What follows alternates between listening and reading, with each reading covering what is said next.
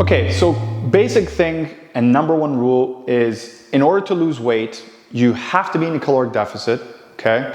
You have to be eating less. Now I know some of you might be saying, yeah, but how? How do I do that? I don't even know how many calories I'm eating now. Well, then that's the thing you're not doing right, because you gotta make sure you wanna have some sort of a measurement. Now, when you calculate your calories, and some of you might be saying, oh, I have to calculate my calories, I gotta go and ensure that I gotta try and find how many calories I'm eating. Yeah, you do, and it's not as long or as bad as you think, and I'm gonna prove it to you. It doesn't take that long. It's very easy. And there's gonna be a PDF here for you to download, and I'm gonna put up some slides here for you to see, okay? You can literally do this in like under an hour, actually, under an hour, if you already know what you've been eating. If you're somebody that doesn't know what they're eating, however, what you're going to do is you're going to take 1 week's worth of food, okay? Of food that you eat. So you're gonna go over 7 days, you're gonna record what you eat. You can either do this on an Excel, you can do pen and paper, you can download MyFitnessPal or Chronometer or any other app. It doesn't matter, there's a lot of them out there.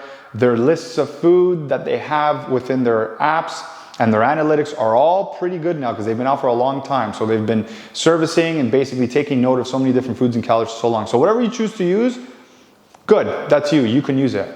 So you're gonna tally up a week's worth of food. Every day, you're gonna write down what you eat, you're gonna write down how much you eat of it, whether it's in ounces, grams, if you know the amount of calories because you've looked on the back of the nutrition label, whatever the case is, you're gonna write it down and you're gonna be as accurate as possible. If you're having, let's say, a burger, you're gonna write in what you put in the burger, how much you put in the burger, okay? You're gonna write what sauces you've used and how much.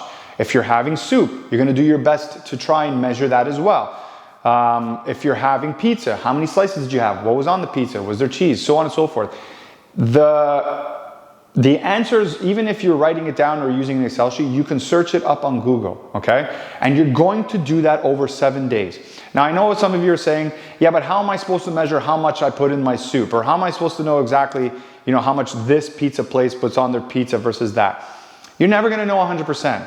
But the whole point of measuring is to get an estimate. And that estimate is gonna be way closer to having the answer that you seek versus you not knowing anything at all, okay? And you're gonna get closer than what you think, because not every single type of food or thing that you eat is not gonna be able to be measured. You might not be able to get exact, but you can get pretty close for the most part, okay?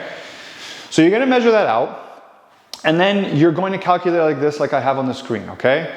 You're going to take the total amount of calories each day, all right? And then you're gonna add them up. And then you're gonna take that total amount and then you're going to divide it by 7 days, by 7 because you're doing it over 7 days, you're doing it over a week, okay? And then you're going to take that total amount and use it as your average every single day. Now I understand that some days you ate a bit more, some days you ate a little bit less. Maybe 1 week you ate, you know, it potentially could have eaten around the same calories 5 days, and then on the weekend you surplus because you went out and you drank beer with the boys or had dinner with the girls or so on and so forth. I understand that, but again, we're trying to get an average here and trying to get you into the habit of trying to measure how much you're eating so that we can get you into a deficit for weight loss, okay? So when you get that average, that's what you're gonna be using every day.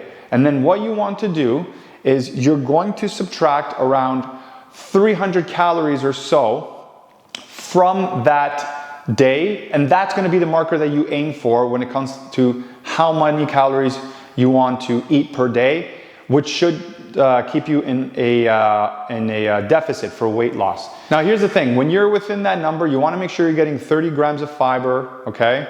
And then 30 grams of sugar as well, okay? Because you want to ensure that that's going to allow you to keep your energy levels up and it's going to keep you from feeling low of energy.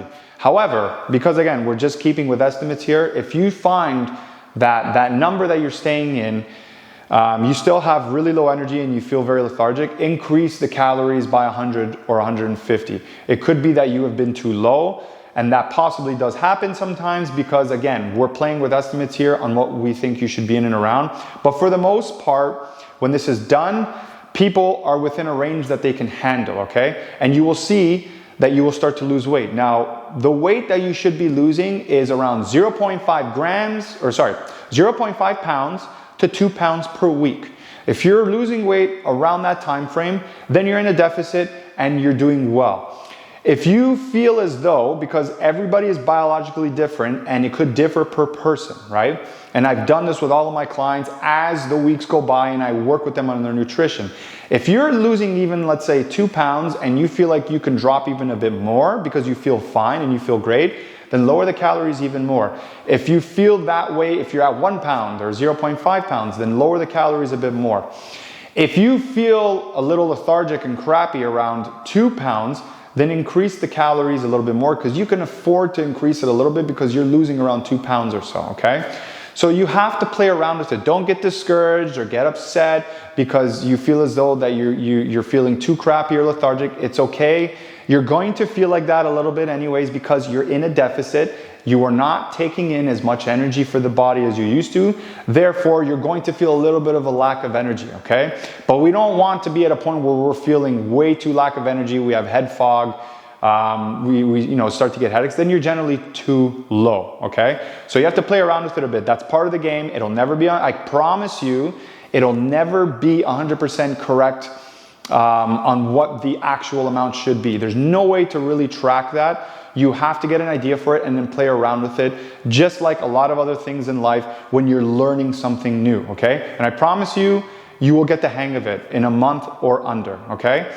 Now, when you do this, you're going to lose more weight in the beginning, which is normal because you're going to be dropping water along with body fat in the beginning. After the first initial few weeks, depending or so, some people a little bit more, some people less, depends on the individual and their weight, how heavy they are and so forth.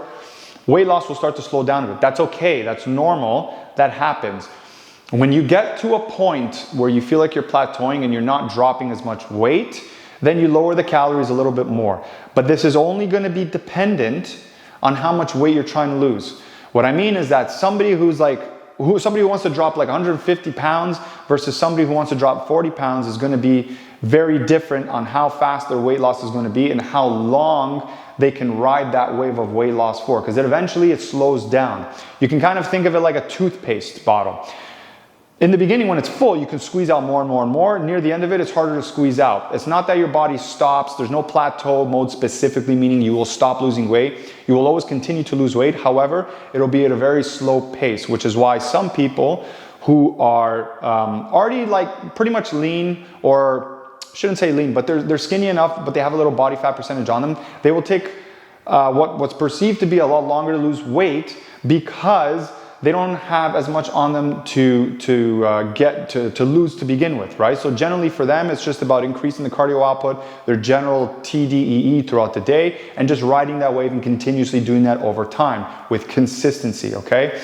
But that's what you want to do when it comes to counting your calories, okay? All right, that's the end for this video. If you have any questions, again, go in the message board, message or chat with one another. I'll get back to you guys as soon as possible because, again, I always want to make sure this is going to be as clear as possible for you guys. And I know there's always going to be questions nonetheless. And my 17 years of experience is going to be at your disposal, the best that I can give it. But I'll see you guys in the next video.